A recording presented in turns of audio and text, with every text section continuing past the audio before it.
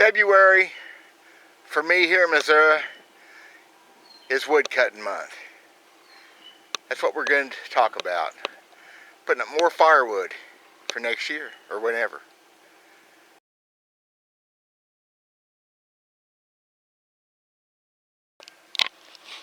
I brought another log splitter this week from a friend of mine, a smaller one, for my wife and whoever helped me to use here at the house. I kind of leave it here as we make more room for more wood.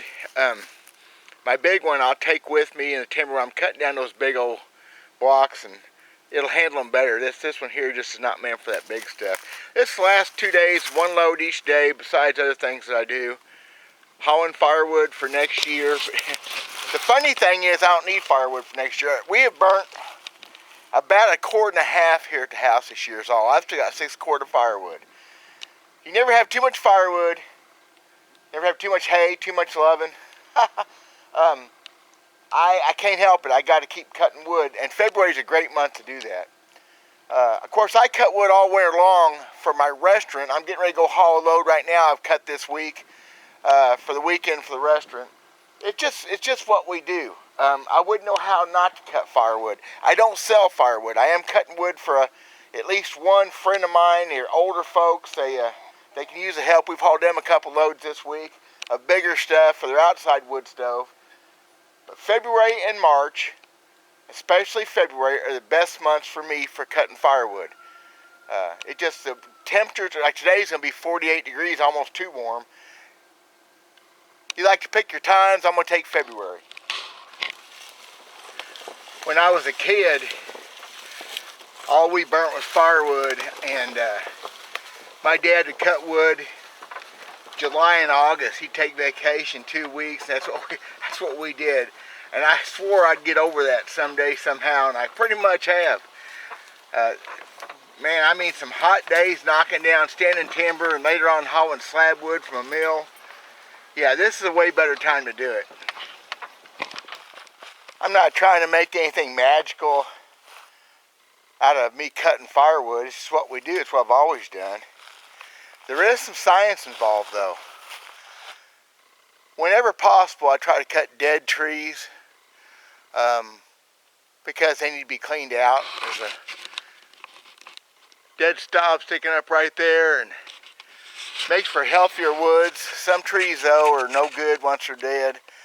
And how a tree goes down to start with. You get a tree blowed over in a tornado in the summertime, or with sap in a tree, the wood season's different. Season, you hear about seasoned wood, dry firewood. Dry and seasoned are actually two different things. It's almost impossible to ever get firewood totally dry when you're raking it up, making pretty stacks out of it. It just takes years. By the time it's dry, it's almost no good. Season, get some of that moisture out of it. It's the important thing. And you get a tree that goes down with moisture in it.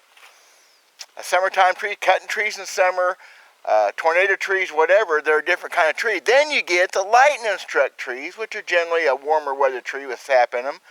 Sometimes makes the best firewood on the planet, and sometimes it's horrible what it does to those trees. Depends on what kind of tree. So I try to cut as many dead trees down as possible. Trees are laying down dead. Sometimes they're still good. Some trees don't handle. Hickory does not handle laying down very well. Hickory, as good a wood as it is, tends to get pretty nasty, pretty doty, soured. Red oak does too. It's a timing issue. So mostly you're trying to cut down trees that need to be cut down to help the rest of the forest. We don't have forest, we have woods. Forest Gump. I was talking about having my 2 splitters and bringing the bigger splitter in. This is the reason I'm going to do this. I bring it anyway, but having it separate from the other one is just going to be handy. Have a station at home to work with.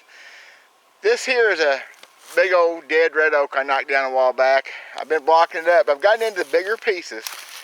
And I've admitted my mortality, these big pieces get hard to handle.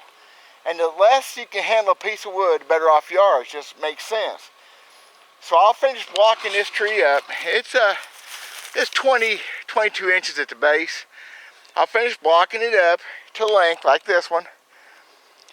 I'll bring my splitter in and get in here as close as possible. And I'll roll those blocks of that splitter As many as possible I'll pick up and put on it.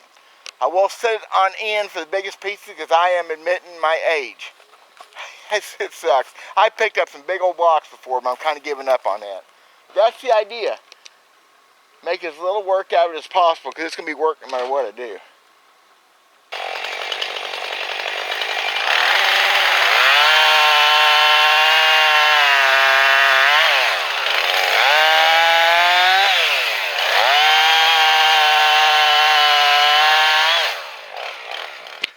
So that's what we're doing. We cut a lot of firewood here in central Missouri.